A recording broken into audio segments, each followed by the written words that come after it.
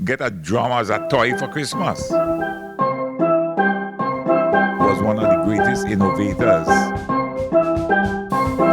The know to and the right.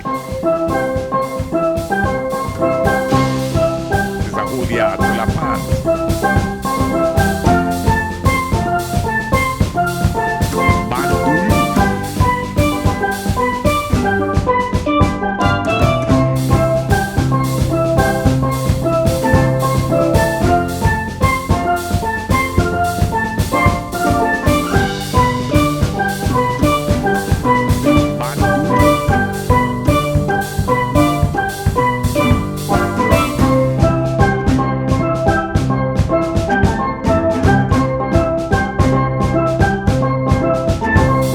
Pada siang ini kita akan melanjutkan mata pelajaran kita sejarah Indonesia.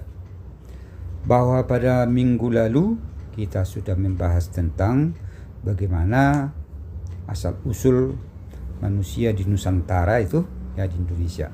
Sekarang mari kita lihatlah manusia purba di Indonesia. Manusia purba di Indonesia itu muncul pertama kali di Afrika dari jenis Australopithecus afarensis sekitar 4 juta tahun lalu. Kemudian jenis manusia tersebut mengalami perkembangan menjadi Homo erectus sekitar 1,8 juta tahun yang lalu. Kemudian Homo erectus itu mengalami perkembangan menjadi Homo sapiens sekitar 300.000 sampai 200.000 tahun yang lalu.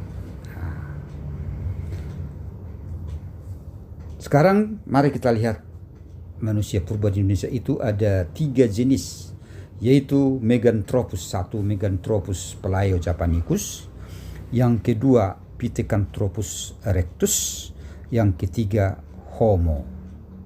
Ya, Meganthropus palaeo-japanicus, 2 Pithecanthropus erectus, dan yang ketiga Homo. Nah, kita lihatlah Meganthropus palaeo-japanicus. Bahwa fosil manusia Meganthropus palaeo-japanicus ini ditemukan oleh von Koenigswald sekitar tahun 1936 sampai 1941 ya, di Sangiran, Jawa Tengah. Meganthropus palaeo-japanicus yang berarti manusia raksasa dari Jawa. Kata mega besar, tropis manusia, paleo tua, Java itu pulau Jawa. Jadi manusia raksasa dari Jawa. Nah, kemudian nantinya bahwa hasil penelitian lebih lanjut bahwa manusia purba Meganthropus palaeo-japanicus ini ya tergolong dalam manusia purba, yaitu Homo erectus.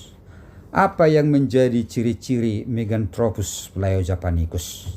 Ya, ciri-cirinya bahwa tulang pipi tebal, ya, otot kunyah kuat, tonjolan kening mencolok, tonjolan belakang tajam, tidak memakai dagu, tidak memiliki dagu, perawakan tegap, dan memakan tumbuhan. Jadi jenis manusia ini vegetarian, ya, masih memakan apa yang ada di lingkungannya, khususnya tumbuh-tumbuhan. Belum mengolah makanan, ya, belum memasak. Nah, jadi dia khusus makan tumbuh-tumbuhan yang ada di sekitarnya. Meganthropus merupakan nama yang umum untuk fosil-fosil geraham dan tengkorak berukuran besar. Tadi ditemukan di Sangiran, Jawa Tengah. Namun sekarang ini bahwa nama genus Meganthropus itu dianggap keliru, sehingga para ahli kini menyebutnya dengan Homo erectus palaeo-japanicus karena dipandang memiliki hubungan dengan Homo erectus. Oke, baik anakku sekalian, biarpun itu mungkin dalam penelitian selanjutnya karena ada hubungannya dengan Homo erectus, sehingga Meganthropus itu, Neoganthropus, digolongkan kepada Homo erectus. Ya, sehingga dirubah namanya menjadi Homo erectus palaeo-japanicus.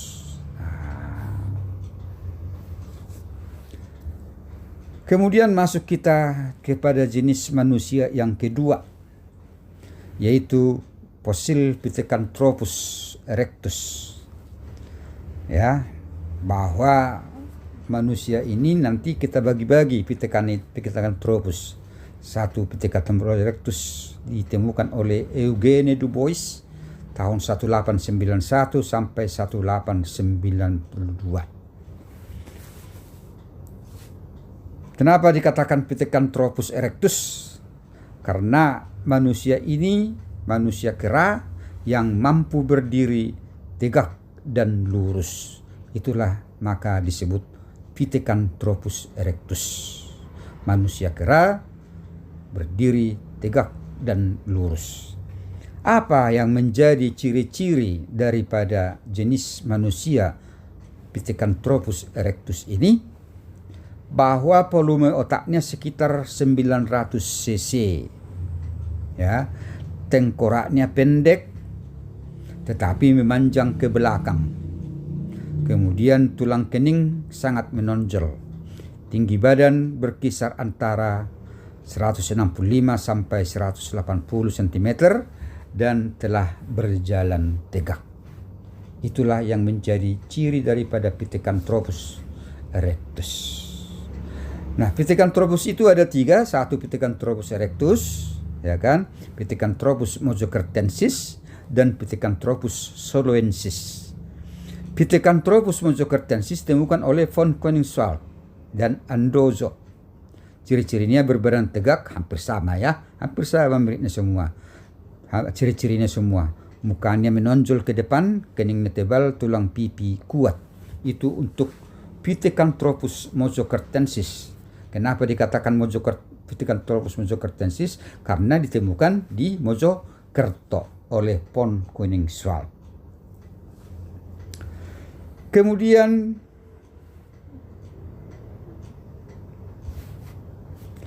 Pithecanthropus erectus ditemukan oleh Eugene Du Bois 1890 di Trin Lembah, daerah Bengal Solo, yang diperkirakan hidup 1 sampai 1 juta, ya.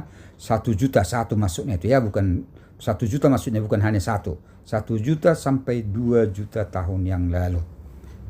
Ciri-ciri berbadan tegak dengan alat pengunyah yang kuat, tinggi badan 170 dengan berat badan 100 kg. Berjalan tegak, makanannya masih kasar dengan sedikit pengolahan. Artinya bahwa jenis manusia ini sudah diolah makanannya, mungkin sudah memasak, ya, sudah ada api pada waktu itu, ya. Jadi makanannya sudah sebagian dimasak.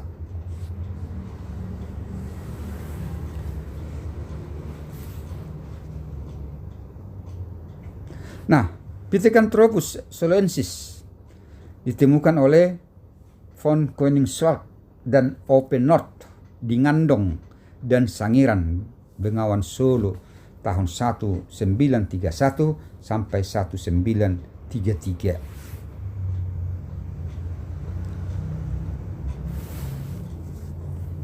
Nah, berikut kita lihatlah ciri-ciri manusia wajak, ya. Manusia wajak, ya. Terus ke Homo. Maaf, Pithecanthropus soloensis ditemukan oleh von Koningswald dan Oppenort di Ngandong dan Sangiran, Bengawan Solo 1931 sampai 1933. Sekarang kita masuk Homo, ya. Pertama adalah Homo wajakensis. Tinggi badan sekitar 170 cm, volume otak sekitar 1550 sampai 1650 cc, bermuka lebar dan berhidung lebar namun rata. Rahang bawah dan gigi berukuran besar. Nah, fosil ini ditemukan di desa Wajak atau sering disebut dengan manusia Wajak, Homo wajakensis, dan disebut sebagai manusia modern awal paling tua di Indonesia. Ditemukan oleh Van Rietschoten di Campur Darat Wajak, Jawa Timur tahun 1889. Itulah ciri-ciri Homo wajakensis, ya, Homo wajakensis. Nah, jenisnya tadi Homo wajakensis, Homo soluensis, dan Homo florensiensis. Nah, Homo soluensis itu merupakan fosil Homo yang ditemukan von Koenigswald dan Weidenreich tahun 1931 sampai 1934 di lembah Sungai Bengawan Solo. Nah, sekarang kita masuk kepada yang ketiga adalah ciri-ciri Homo, yaitu jenis manusia Homo florensiensis, ya. Ini masih muda, sekitar tahun 2003, yang ditemukan oleh seorang arkeolog dari Australia, Mike Morwood, ya, Mike Morwood. Jenis Homo ini ditemukan di Pulau Flores, di Luang Buah, ya. Apa ciri-cirinya? Jenis manusia Homo florensis memiliki tinggi badan 100 cm, manusia kerdil, ya. Kemudian volume otaknya sekitar 380 cc. Manusia ini seperti simpanse, ya. Dan sering juga manusia ini disebut dengan hobbit, ya, sebutan hobbit dari Flores. Tulangnya rapuh, wajah datar, tidak menonjol. Nah, menurut para ahli, mereka menduga bahwa Homo floresiensis ini cebol. Ya, tadi kan 100 cm tingginya. Cebol karena pengaruh lingkungan. Karena terkurung di Pulau Flores selama ribuan tahun, yang membuat keturunan-keturunannya makin lama makin kecil. Jadi inilah jenis manusia Homo. Manusia Homo itu ada 3, Homo wajakensis, Homo soluensis, dan Homo florensiensis. Oke. Kemudian tadi Pithecanthropus itu ada berapa? Ada 3, Pithecanthropus erectus, Pithecanthropus mojokertensis, dan Pithecanthropus soluensis. Nah, itulah tentang jenis manusia purba Indonesia, ya. Ini adalah tempat ditemukannya Homo floresiensis di Liang Bua. Gua tempat ditemukan fosil Homo floresiensis. Ini merupakan gambar inset, gambar Homo floresiensis berdasarkan hasil rekonstruksi para ahli, ya. Gambar atas, ya, gambar atas ini. Kemudian gambar bawah tengkorak asli hobbit, ya, hobbit disebut dengan hobbit, ya, gambar bawah. Nah, ada gambar bawah tengkoraknya ini, ya. Inilah gua Liang Bua, ya. Liang Bua, gua tempat ditemukannya fosil Homo floresiensis. Nah, begitulah anak-anakku sekalian, itulah sedikit tentang jenis manusia purba Indonesia. Kalau kita simpulkan, yaitu adalah 1, Meganthropus paleojapanicus, yang kedua Pithecanthropus erectus, yang Pithecanthropus itu ada 3, itu Pithecanthropus erectus, ya, Pithecanthropus mojokertensis, dan Pithecanthropus soluensis. Dan ketiga adalah Homo yang jenis masuk jenis Homo sapien, ya, yaitu Homo wajakensis, Homo soluensis, dan Homo florensiensis. Itulah anak-anakku sekalian, itulah secara singkat tentang manusia purba di Indonesia. Untuk lebih jelasnya menambah apa yang Bapak sampaikan ini, silakan buka buku paketnya, lebih lengkap di sana, lebih panjang lebar di sana. Bacalah itu, dan mungkin ada sumber-sumber yang lain sebagai tambahan untuk menambah wawasan kita tentang jenis manusia purba Indonesia.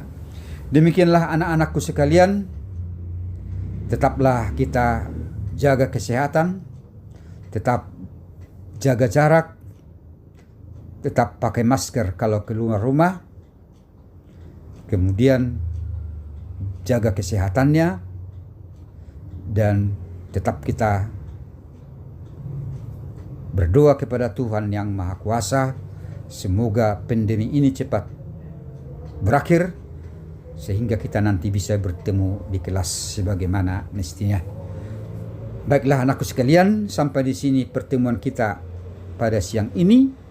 Terima kasih, Tuhan memberkati kita.